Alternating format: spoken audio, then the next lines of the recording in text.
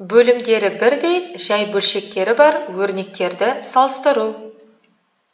Білім алушы, бұл сабақта сен бөлімдері бірдей, жай бөлшектері бар өрнектердің мәндерін салыстыруды үйренесің.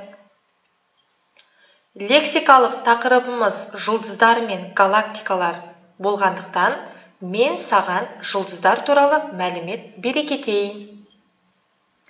Жұлдыз өте күшті қызған газдан тұратын, өзінен жарық шығаратын және табиғаты жағынан күнге ұқсас аспан денелері.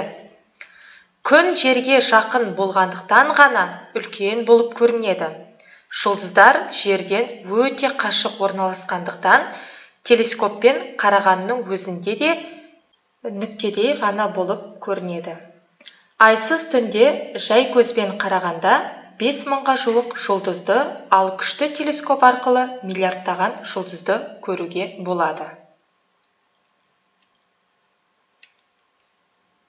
Есіңде сақта. Бөлімдері бірдей бөлшектері бар өрнектерді салыстыру үшін өрнектердің мәнін есептеу, екі бөлшекті салыстыру керек. Осы ережеге сүйене отырып, бөлшектер шығарамыз.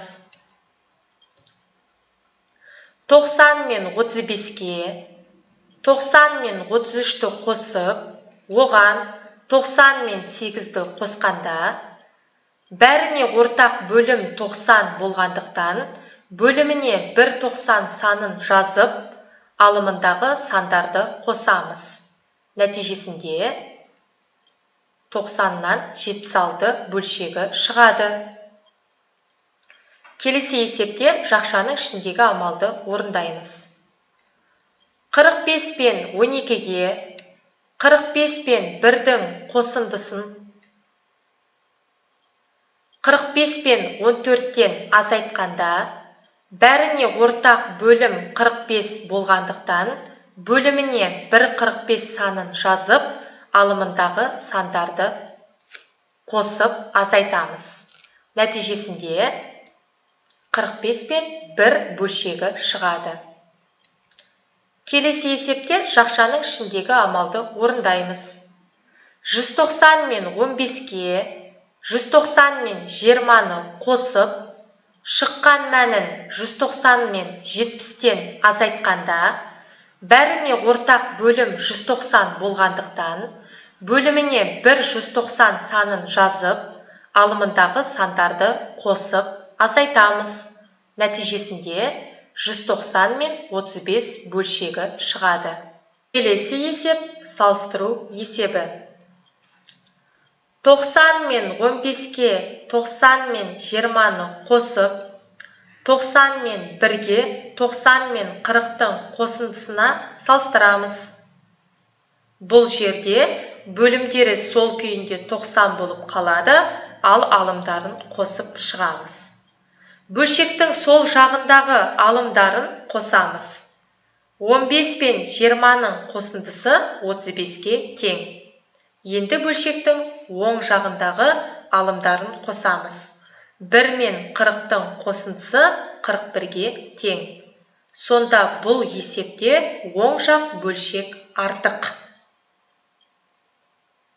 Келесі 12 мен 2-ден 12 мен 1-ді азайтып, 12 мен 5-тен 12 мен 2-ның айырмасын салыстырамыз. Бұл жерде бөлімдері сол күйінде 12 болып қалады, ал алымдарын азайтамыз. Бөлшектің сол жағындағы алымдарын азайтамыз. 2 мен 1-дің айырмасы 1-ге тең. Енді бөлшектің оң жағындағы алымдарын азайтамыз. 5 пен 2-ның айырмасы 3-ке тең. Сонда бұл есепте оң жақ бөлшек артық. Келесі 120 мен 77-ге, 120 мен 42-ні қосып, 120 мен 61-ге, 120 мен 21-дің қосындысына салыстырамыз. Бұл жерде бөлімдері сол күйінде 120 болып қалады, ал алымдарын қосып шығамыз. Бөлшектің сол жағындағы алымдарын қосамыз. 77 мен 42-нің қосындысы 119-ға тең. Енді бөлшектің оң жағындағы алымдарын қосамыз.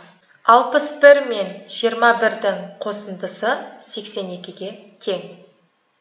Бұл есепте бөлшектің сол жақ бөлігі артық. Келесі есепке назар аударайық.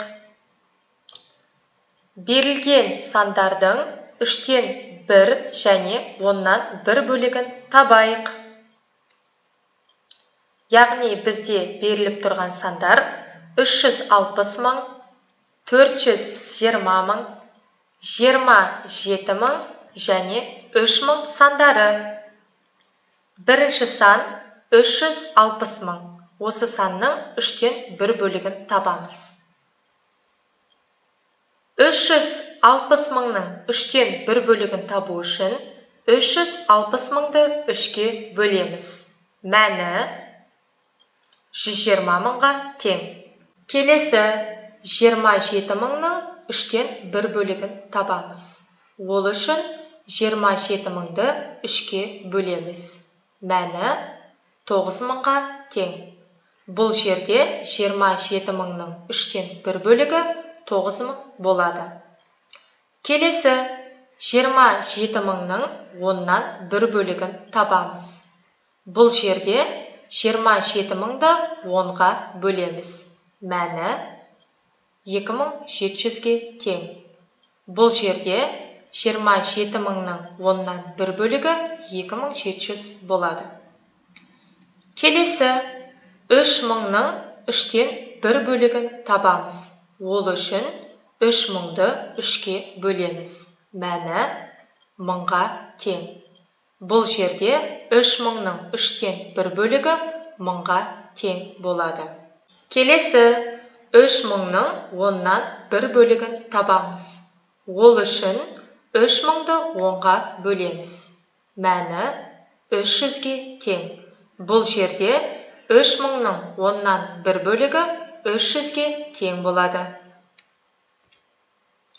Білім алушы, сен осы сабақта жұлдыздар туралы мағлұмат алдың.